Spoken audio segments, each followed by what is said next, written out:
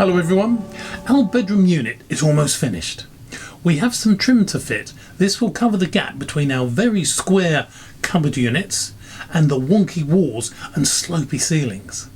We also have kicking strip to fit along the bottom, and this is to hide the feet and also cover the gap between the bottom of the unit and the floor. And there's one last thing, the drawers, one of the drawers, as you pull it out and push it back in, it's starting to rub against something. We need to diagnose that fault, find out what's wrong and fix that. So we've got lots to do. We best be getting on with it. When I made the frames of the unit, I drilled 6 12mm diameter holes for wood screws. 2 are shown here. You will notice a ragged edge around the holes. This was my mistake. I used a normal drill bit and it chewed up the surface of the wood. What I should have used was a brad point drill bit or a Forstner drill bit. Either of these bits would have left a nice hole with a sharp, clean, crisp edge. The holes are 12mm in diameter, so I require some short lengths of 12mm dowel to fill them. I'm just cutting the 6 dowels now. I've just cut 5 of them, and the last one is just about to be cut. And then we can go back upstairs and get them fitted. All 6. There we go. I'm twisting the dowel, looking for the direction of the grain within it. The dowel needs to be knocked into the hole with the grain vertical so it matches the grain in the frame. I knock in the first dowel and then the second one. To cut the dowel flush with the surface of the frame, I use a pull saw. This is the first one I've ever used. I found it difficult to make the cut stroke as you pull and not as you push, but I'm sure this will come with practice. This particular type of saw blade has a 0 set. What this means is the cutting teeth do not protrude past the edges of the blade as with a normal saw. Because of the 0 set, I'm able to cut the dowel off level with the surface of the frame without scratching the frame itself. And it works! Now I need to fill the holes around the end of the dowel. I have saved some sawdust. I mix it with wood glue into a paste, as can be seen here. I push the filler into the holes around the top of the dowel. It's a little darker than the wood, and I assume it will become lighter as it dries. Unfortunately, what I hadn't realised is I'd picked up the bag with the MDF sawdust in, and not the pine, so it stayed dark. Another lesson for me. Mark on the outside of the bag what's inside the bag. I sand back the filler till it's flat to the surface of the frame. It would have looked a lot better if it wasn't so dark. I may dig it out later and replace it with a lighter filler. We'll see. This is how the unit looks now. You can hardly see the 6 filled holes. Next job is to fit wooden moulding up the sides and across the top of the unit. This will conceal the gap between the unit and the wall and the unit and the ceiling. The moulding I'm going to be using is wooden quartering. Anne has this in stock at her shop and I buy 4 lengths of it. To hold the moulding in place, I'm going to use an adhesive. No more nails works well in this sort of application. I cut the moulding for the right hand side of the unit. Apply the adhesive and hold the moulding in place with these small blocks cut to fit the gap between the door side and the moulding itself.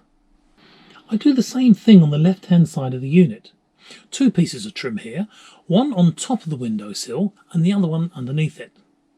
Both are held in place with wooden blocks pushing against the side of the doors.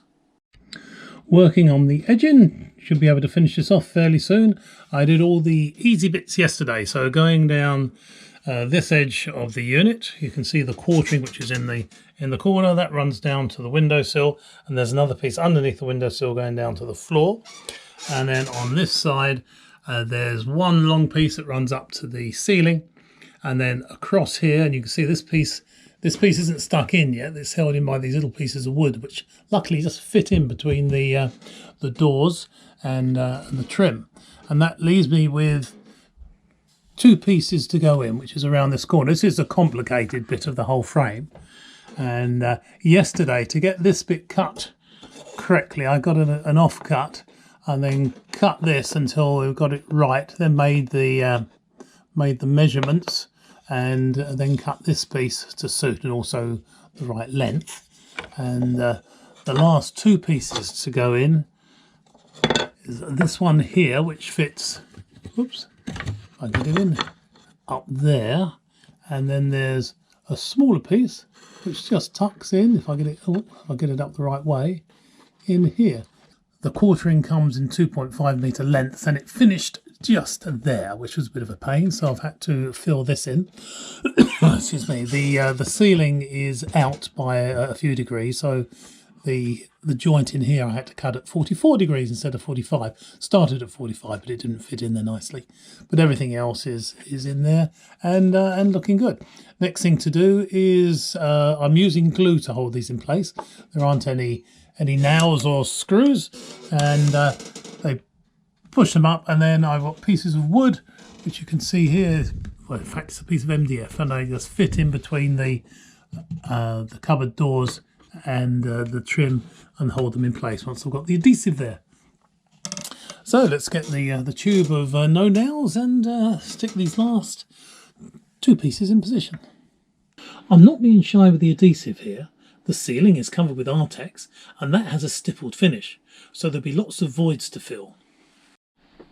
I cut more wooden blocks to size and push them in the gap to the top of the doors to keep the quartering in place. This all works very well, and the trim is now fitted. The next job is to cut and fit the kicking strip. This strip fills a gap between the bottom of the unit and the floorboards. As the floor is so uneven, I'm going to make this strip in 4 pieces. We are looking at the 2 adjustable height feet under the right hand drawer unit. The first piece of kicking strip will be placed in front of and clipped to these 2 feet. The clips need to be attached to the rear of the kicking strip, so they clip onto this part of the foot. You see here the rear of the first kicking strip. I've cut this from 18mm plywood. Its length is the width of the drawer cabinet it will sit under, and its height is the gap between the cabinet floor and the floorboards with a 3mm clearance gap. The mount and the clip came with the adjustable feet. To work out where the clip needs to be placed on the rear of the kicking strip, lay the kicking strip rear side up in front of the adjustable feet in the position where you need it to be. Mark the centre lines of the feet on the rear of the strip. The clip has a foot. This will slide into the mount just here. That sliding foot in the mount gives sideways adjustment to the kicking strip once it's clipped in place against the feet.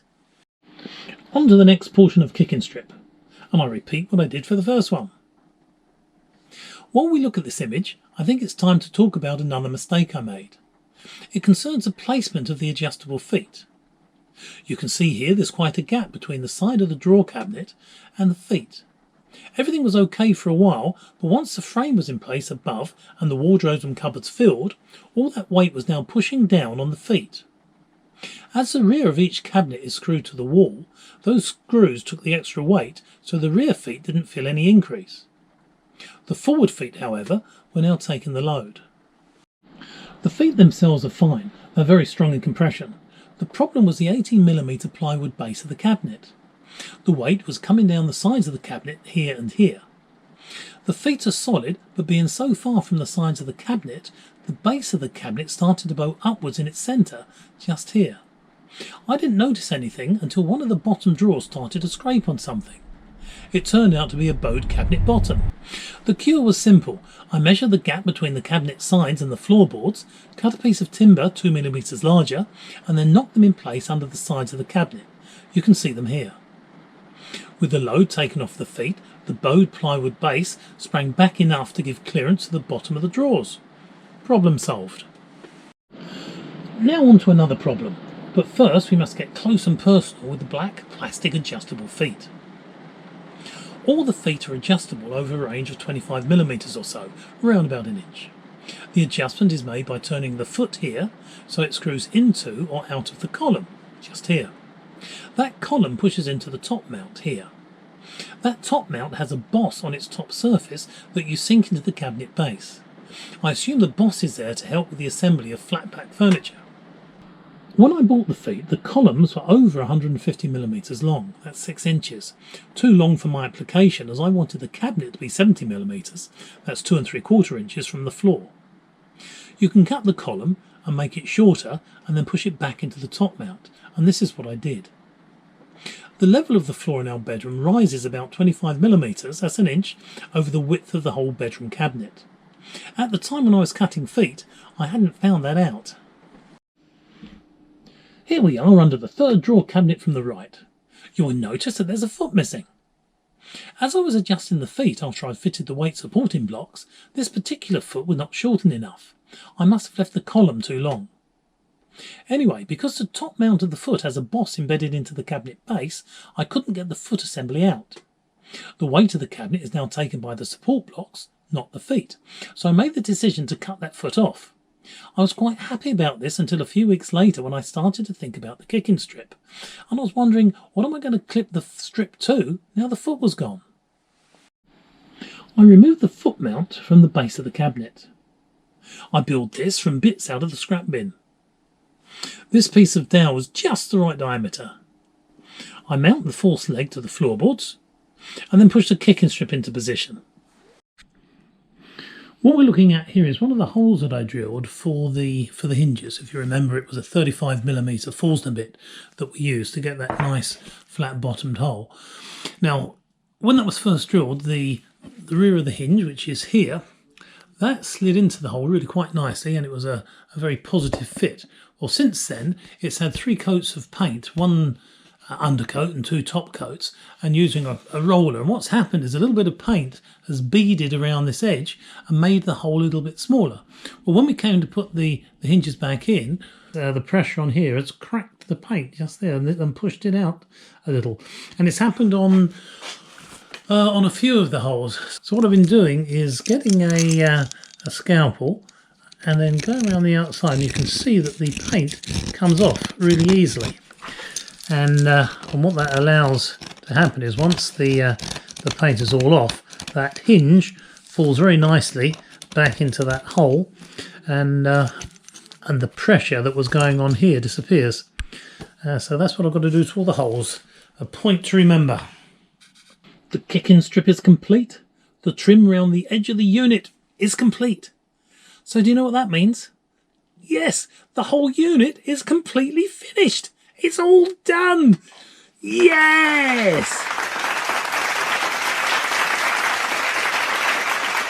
Thank you very much. Thank you very much. Well, that's it. The bedroom unit is finished off completely. We are a little bit worried though, because most of the drawers and cupboards seems to be full already. Could you do something like this? Of course you can. And with that, this video is at an end. Take care, everybody. We'll see you next time.